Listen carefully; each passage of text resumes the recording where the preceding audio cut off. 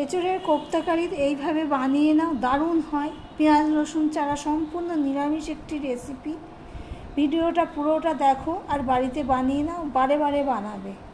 আর পাশে থেকো, সাথে থেকো, তাহলে রান্না করি, চলো দেখে নাও। নমস্কার বন্ধুরা, আপনারা দেখছেন কুকিং হাউস অফ অনিমা। আজকের রেসিপি হলো এঁচোড়ের কোপ্তাকারি। তার জন্য আমি এঁচোড় কেটে নিয়েছি একটু, আর 6 পিসের মতো আলু নিয়ে নিয়েছি। এই এঁচোড় কাটার রেসিপিটা আমার এঁচোড় চিংড়িতে দেওয়া রয়েছে। একদম বটিতেও আঠা লাগবে না, আর হাতে তো আঠা লাগবেই না। সবাই সর্ষের তেল লাগিয়ে করে, কিন্তু তার মতো আরেকটা টিপস আছে, তোমরা আমার এঁচোড় চিংড়ির রেসিপিটা দেখে নিও। আমি এখানে একটা প্রেশার কুকার বসিয়ে দিয়েছি। প্রেশার কুকারে আমি একটুখানি জল দিয়ে দেবো। জল দিয়ে এঁচোড়গুলো আমি একদম নরম করে সিদ্ধ করে নেব। এঁচোড়ের কোপ্তা করতে গেলে এঁচোড়টা একদম নরম করে যাতে ম্যাশ হয়ে যায় সেইভাবে। আর কটা আলু দিয়ে দিলাম।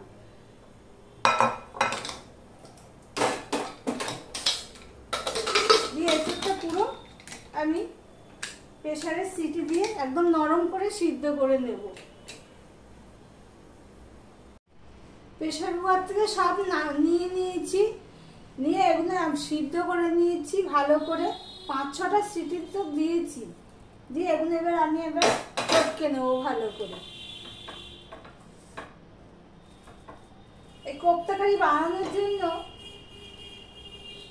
এঁচোড়টাকে খুব ভালোভাবে সিদ্ধ করে নিতে হবে, না হলে ভালো মিশবে না।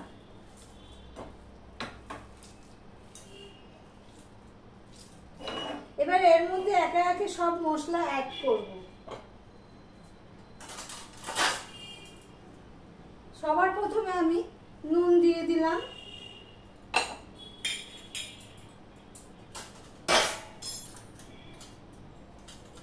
একটু হলুদ দিয়ে দিলাম, একটু জিরের গুঁড়ো, ধনের গুঁড়ো দিয়ে দিলাম, একটু জিরের গুঁড়ো দিয়ে দিলাম, একটু লঙ্কার গুঁড়ো দিয়ে দিলাম, আর রঙের জন্য দিয়ে দিলাম একটু কাশ্মীরি লঙ্কার গুঁড়ো।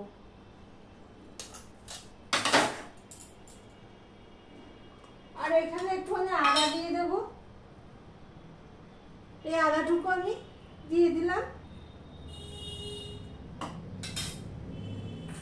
একটু চালের গুঁড়ো দিয়ে দেবো 2 চামচের মতো, আর একটু বেসন দিয়ে দিলাম। বেসনটা পরে লাগলে আবার দেবো। দিয়ে এগুলো সমস্ত উপকরণগুলো আমি ভালো করে মাখিয়ে নিলাম।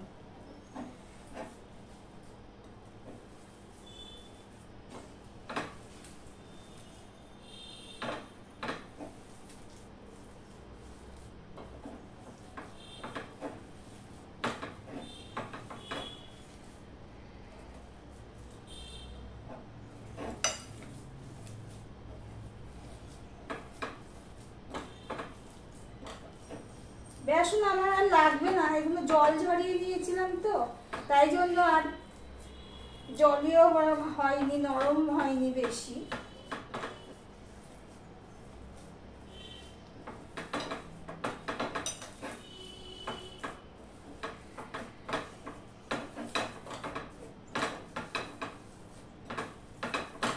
এবার এগুলোকে আমি বলের আকারে রেডি করে নেব।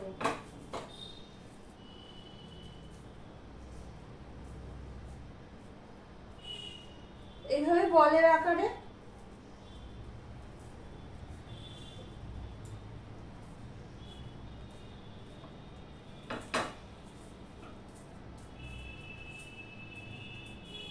বলের আকারে রেডি করে নেব।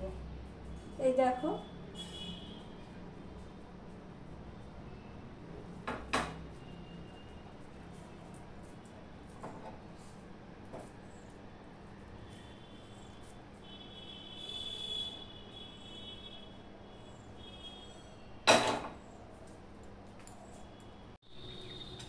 কড়াই বসিয়ে দিয়েছি, কড়াইতে তেলও দিয়ে দিয়েছি। এই দেখো, আমি এই কোপ্তাগুলো রেডি হয়ে গেছে আমার। এবার এগুলো আমি ভেজে নেব।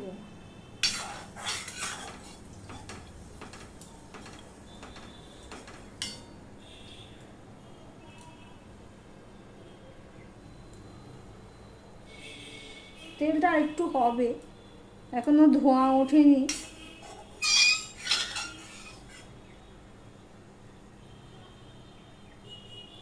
একটুখানি দিয়ে দেখি।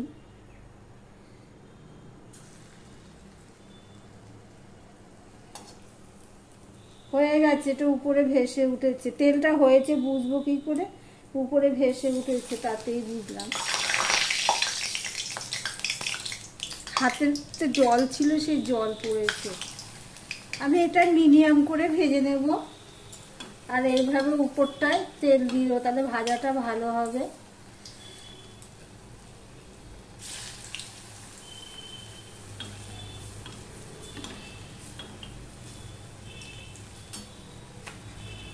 এক পিঠটা লাল হয়ে গেলে আরেক পিঠটা আমি উল্টে দিলাম।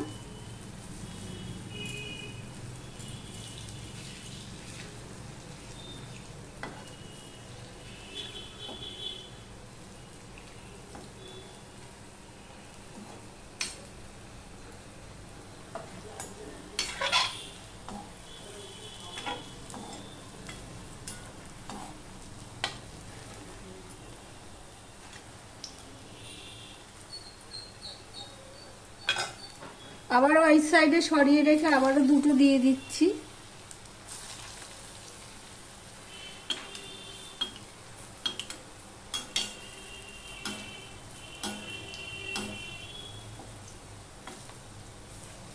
নেড়ে চেড়ে আমি এগুলো ভেজে নেব।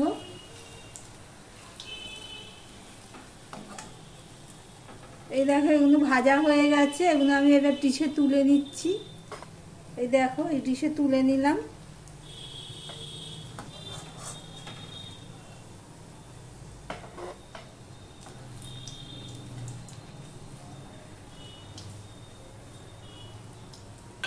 ওই দুটো হয়ে গেছে, বা আর দুটো দিয়ে দেবো এক সাইডে।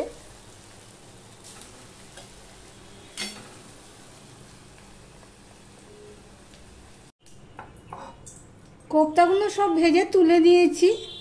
এই রান্নাটা আমি নিরামিষ করব, পেঁয়াজ রসুন ছাড়া।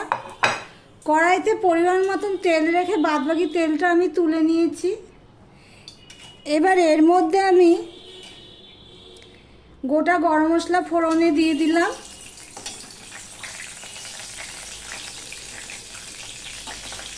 একটু হলুদ দিয়ে দিলাম, একটু নুন দিয়ে দিলাম, দিয়ে নেড়ে চেড়ে নিলাম।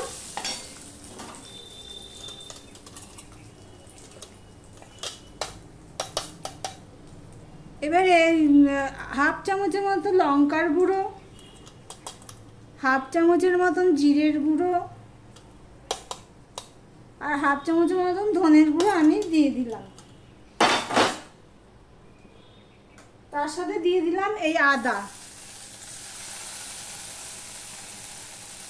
1.5 চামচের মতন আদা দিয়ে দিলাম। মশলাটা পুড়ে যাবে, তাই জন্য একটু জল দিয়ে দিলাম, দিয়ে আমি এটা কষিয়ে নেব। দেখো মশলাটা কষানো হয়ে গেছে। এবার এখানে বাটিতে আমি দই নিয়েছি, টক দই, সেটা আমি এখানে ঢেলে দেব। ফ্যাটিয়ে রেখেছিলাম, দিয়ে আবার কষিয়ে নেব। এবার দইটা যেহেতু দিয়েছি, তার জন্য আমি দিয়ে দিলাম এই 1 চামচ মতন চিনি, আর একটু চিনি দিয়ে দিলাম।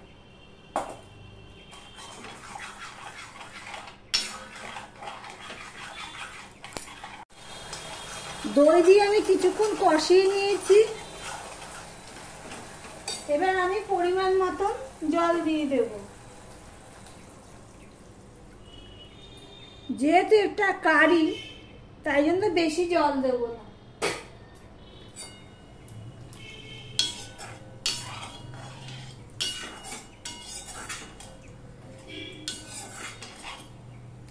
এবার ঝোলটা ফুটে গেলে দিয়ে দিলাম এই কোপ্তাগুলো।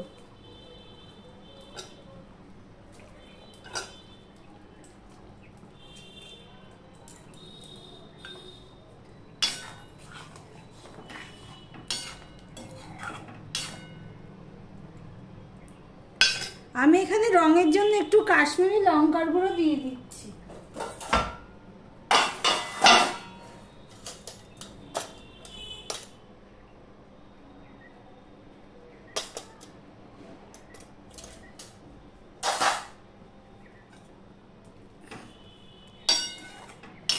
রঙের জন্য আমি একটু কাশ্মীরি লঙ্কার গুঁড়ো দিয়ে দিলাম।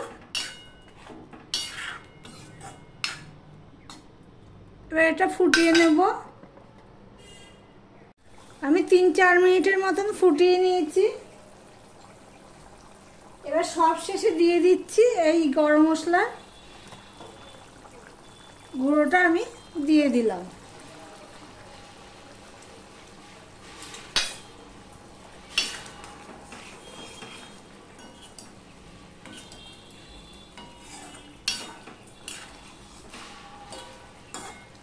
কোপ্তা কারি রান্নাটা আমি শেষ করলাম। বড়াগুলো নরম হয়ে গেছে। এবার ঢাকা দিয়ে আমি গ্যাসটা অফ করে দিলাম। ভিডিওটি তাহলে এখানেই শেষ করলাম। আবার অন্য কোনো রেসিপি নিয়ে চলে আসবো। প্লিজ পাশে থেকো, সাথে থেকো। আজকের মতন টাটা।